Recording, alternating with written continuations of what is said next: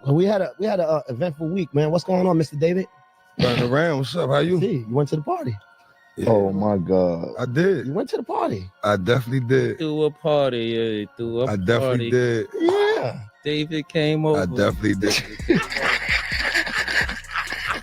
Y'all niggas is crazy.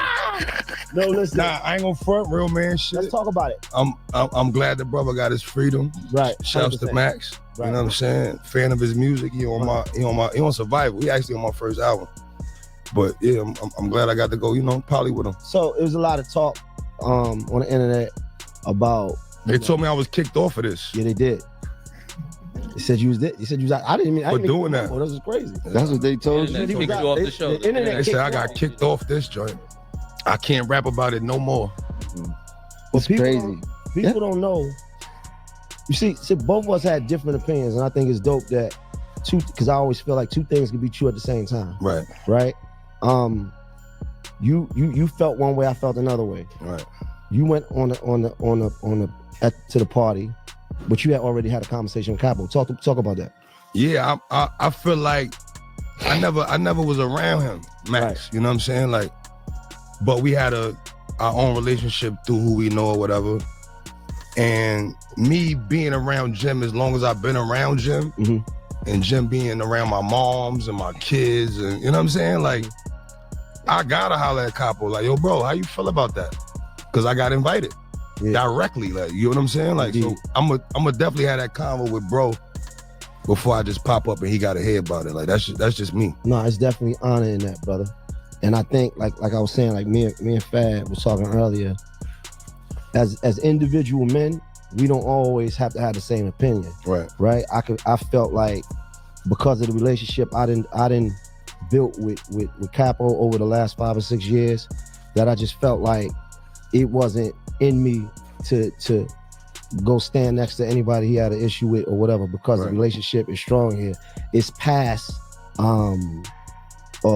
professionalism, right? So we got a personal relationship. I feel like as a friend, the word friend people throw around, brother, everybody, yo, Fad, my brother. This nigga, my brother. Bro. Yo, bro, it's my brother. That's my friend. But the thing is, I feel like everybody's your brother till it's time to do brother shit. Right? When you got a friend, the word friend, that comes with responsibilities. Right. You see what I'm saying? As a friend, it's certain things I'm gonna do. As your friend, you should be able to trust me around your wife. Right? You should be able to trust me around money. Right. If you took a fall, I should be able to be there for you, right? No matter what it is, right? And the way I look at life, I just felt like, and it was no disrespect to, Max or anybody, because me and him got a relationship too, but I just wanted to make it clear where I stood as a man. Those are my principles, not nobody else. So I think it's dope that we could be able to have that conversation right here, because I felt like niggas was thinking it was something else. Nah, yeah. I feel like with me it's like, and I agree with you 1,010%. I love this nigga. Yeah. You know what I'm saying? Like, but I'm not into trying to figure out what niggas is going through. Right. You get what I'm saying? Like, Capo know how I feel about him. He knew me since I was 18, 19 years old. You know what I'm saying? Like, this ain't nothing brand new. This ain't let me go over there for the cloud or for the cameras. Nah. I've been in contact with Max. Right. From jail. You know what I'm saying? He's on the album, Yo East. You know what I'm saying? So, like I said, it was a man thing. Let me holler at Jim. How you feel about that, bro? No, that's honorable. He could have easily been like, yo, bro. 100%.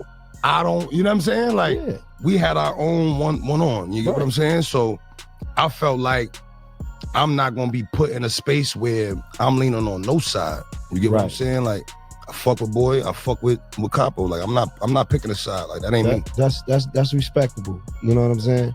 And I don't think it's no wrong answer, because everybody got their own perspective on things, and how they view based on if they own experiences and stuff like that. I've been in situations where you had to declare your side. Right. So my whole life, me too. My whole life I've been this way. It's not about whether it was Jim, it's anybody that I got that type of love and respect for. I feel that way the same way, because I don't want it to ever be no misunderstanding. Right. You're gonna know exactly where I stand, because you prove who you are through actions, right? Not just talk. Not talking. Everybody talking. All these niggas is talking. I'm like, nah. This is we got to go a little bit deeper than that. So I just think that it's cool, man. What you think, Spiz? I think we spoke earlier, and even a couple weeks back, I was talking about the strength of relationships, and I think we here on this, besides the podcast, we built, you know what I'm saying, a brotherhood between us. Right.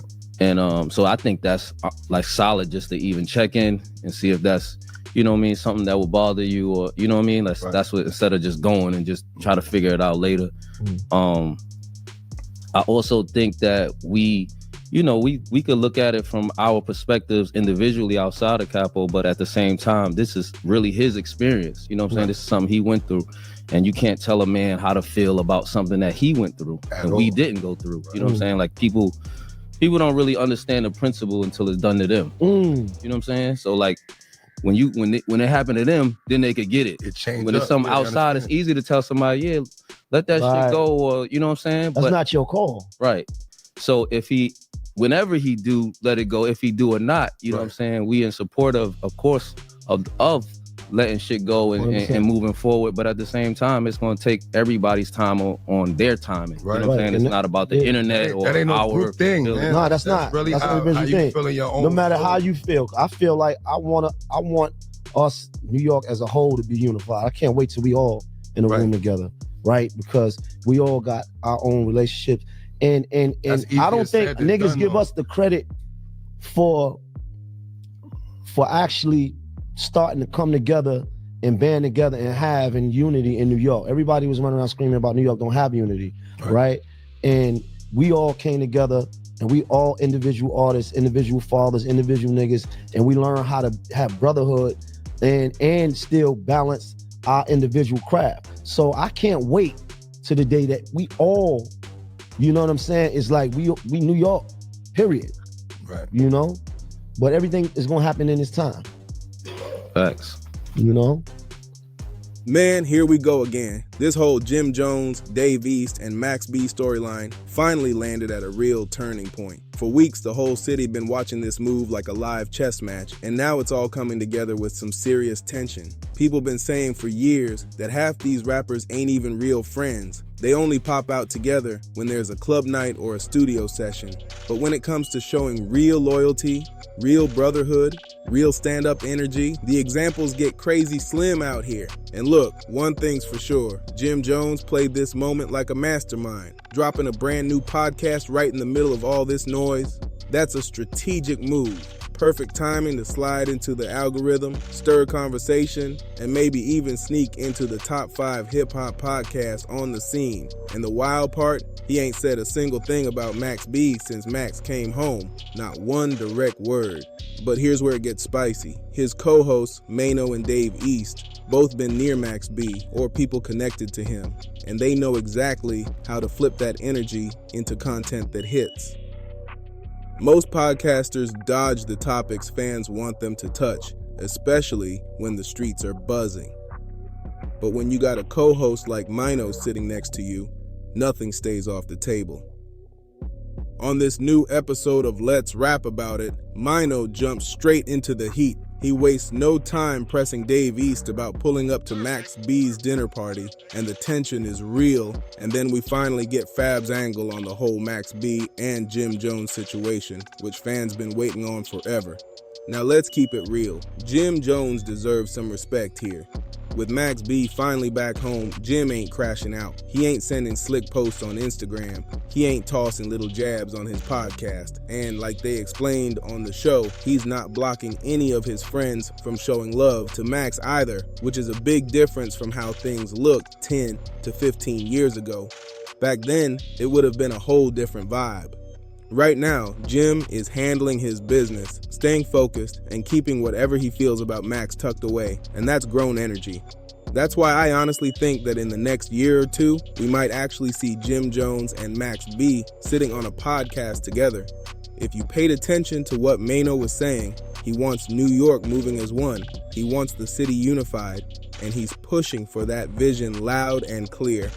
Now here's where things really get wild. After Mano checked Dave East about showing up to Max B's dinner, the whole room shifted, and you could feel the tension in the air. Dave didn't fold though. He stood on what he said and kept it real about wanting peace in the city. You could tell he wasn't moving sneaky. He just wanted to show respect and keep the energy solid. Then Fab stepped in with that calm, smooth tone he always has, dropping his thoughts on the long-standing issues between Max B and Jim Jones.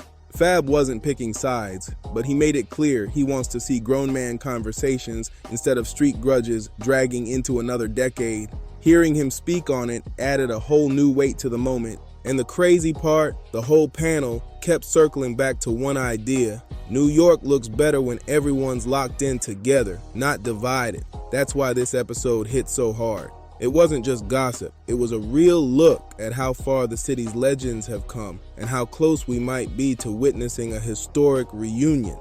But things took an even sharper turn when Mino broke down why he wasn't scared to speak on Max B at all. He sat there with confidence and basically said he's not here to hold on to old issues when everybody's grown now. You could tell he meant every word, and the room got real quiet for a second when he said it, because that kind of honesty hits different on camera. Dave East also opened up about how people online keep trying to drag him into a side he never chose. He explained that he's cool with Jim, he respects Max, and he's not letting the internet twist anything into fake drama. That moment showed a lot about Dave's character, because most rappers wouldn't even touch a situation this messy. And then the panel locked in on one key point: the city needs progress, not more tension. They kept saying there's too much talent and too many opportunities in New York for grown men to stay stuck in storylines from a decade ago. It felt like everyone in that room was trying to push the culture forward, even if the streets are still watching every move like a scoreboard. And right when it felt like things were settling, Mino dropped another heavy point that shook the whole conversation. He said a lot of people only see the headlines, but they don't understand the real history behind these situations. He made it clear that what happened between Jim Jones and Max B was serious grown man business, not some quick back and forth for the internet. That reminder hit the room hard because it showed just how long these wounds been sitting. Dave East jumped in to explain how the younger generation sees the whole situation completely different now. He said most fans today just want music, unity, and real energy from the city, not old beefs being recycled every few months. Hearing Dave talk about that shift showed how much the culture changed since the early 2000s. Then Fab slid in with one more gem, saying nobody wins when the city is split up.